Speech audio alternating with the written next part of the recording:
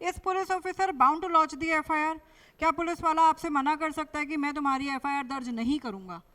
देखो, इसके रिगार्डिंग में हमारे पास प्रोविजन दिए हुए हैं सीआरपीसी और बीएनएसएस में। सीआरपीसी का जो प्रोविजन है वो हमारा 154 सीआरपीसी है और बीएनएसएस का 173 बीएनएसएस।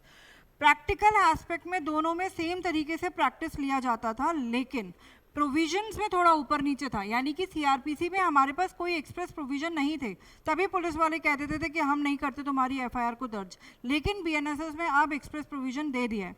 देखो, अगर हम 154 सीआरपीसी बात करें तो यहाँ पे कोई भी एक्सप्रेस प्रोविजन नहीं था। इसके रिगार्डिंग में सिर्फ और सिर्फ सुप्रीम कोर्ट की रूलिंग थी, which was given by in Lalita Kumari versus UP. ठीक है, 2013 का केस है जिसमें 5 जजेस बेंच ने कहा था कि भाई 154 सीआरपीसी का जो वेरी सेक्शन है वो स्टार्ट हो रहा है एवरी इंफॉर्मेशन। इस एवरी इंफॉर्मेशन को सुप्रीम कोर्ट ने इंटरप्रेट किया और कहा कि भाई एक्सप्रेसली सेक्शन कह रहा है कि कोई भी इंफॉर्मेशन पुलिस वाले के पास आती है रिगार्डिंग द कॉग्निजेबल ऑफेंस तो पुलिस वाला एफआईआर दर्ज करने से मना नहीं कर सकता। तो कहने का मतलब ये हुआ कि सीआरपीसी में एक्सप्रेस प्रोविजन नहीं था, हमारे पास सुप्रीम कोर्ट की रूलिंग थी जिसने वेरी प्रोविजन को इंटरप्रेट किया था और कहा था कि पुलिस वाले मना नहीं कर सकते हैं। अब अगर हम बीएनएसएस की बात करें तो बीएनएसएस में 173 बीएनएसएस है।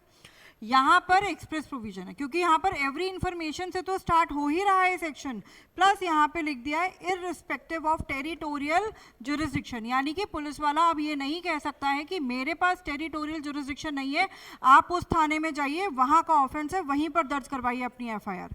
नहीं, अब पुलिस वाला ये नहीं कह सकता है, पुलिस वाले को एफआईआर दर्ज करना ही पड़ेगा। अगर उसके थाने का केस नहीं है, उसके जुरिस्डिक्शन का केस नहीं है, तो वो 0 नंबर की एफआईआर को दर्ज करेगा और जो भी कंसर्न पुलिस स्टेशन है वहां पर वो इसको ट्रांसफर करेगा। तो पुलिस वाले के लिए मैंडेटरी है एफआईआर को